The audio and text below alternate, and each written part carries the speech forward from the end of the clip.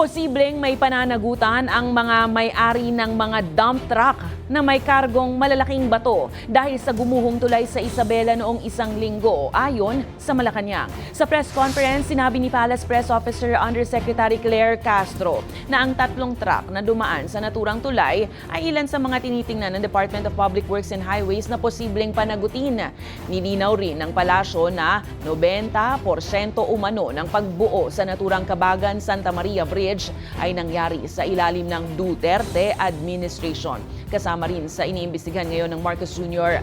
administration kung bakit may kakulangan sa kapasidad ng disenyo ang 1.2 billion peso project.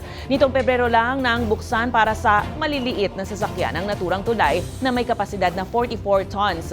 Agad din itong bumigay sa parehong buwan nang dumaan ang mga truck na sinasabing may mahigit 100 tonelada ang bigat.